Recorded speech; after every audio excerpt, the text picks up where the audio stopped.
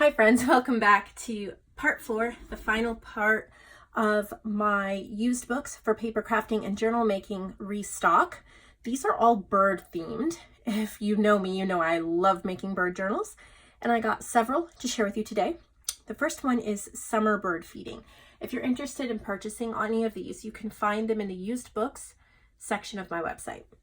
So here we go, summer bird feeding. So it's just a cute paperback.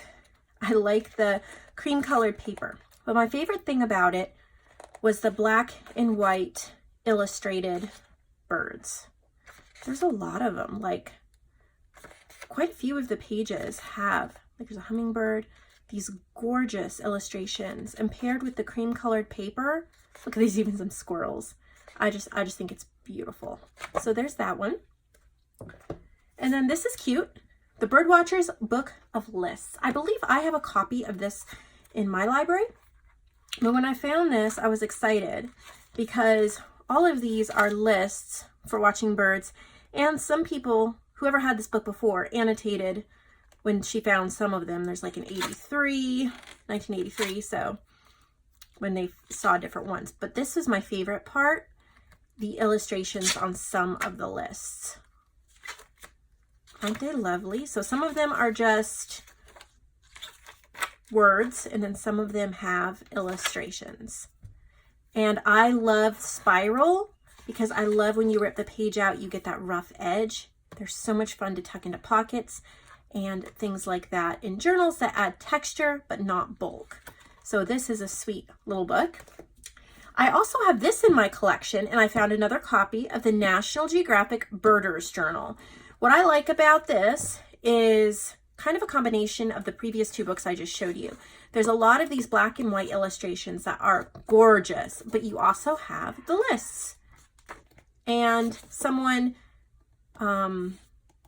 annotated on some of the pages. This is 2007, Chattanooga, which is close to where I live. It's where the bookstore is. That's where I went to go get these books. So this is a local book to me. Look at all of these illustrations.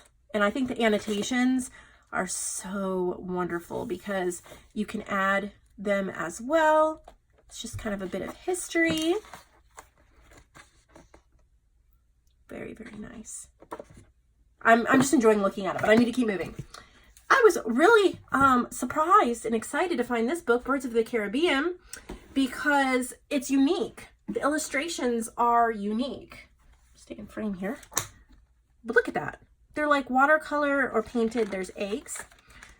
But these birds, look at all of them. They're just so stinking cute.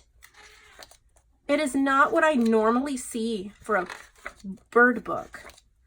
The bee hummingbird, the belted kingfisher. Here's another angle. The black-headed salamander. Here's another angle. And there's a lot of birds in here. And then the eggs again on the back. So I knew I had to get it, and I almost kept it for myself. But there were one or two bird books I did keep for myself, so I had to kind of pare down and share. So I thought you guys would like that one. This one I have a copy of. I use it frequently, and I think I've sold at least 2 copies here on the website, but I found another one. Whenever I find them, I get them because these are sweet, sweet books. So I really like that there's a lot of pages. There's 160 pages, but this is what the pages look like. Beautiful illustrations. I love how it gives the song of the bird and the location. I have used these for the inside covers of books, for journal pages, all sorts of different things. There's just so many of them, and they're so beautiful. And then at the front, there's some black and white and some photos.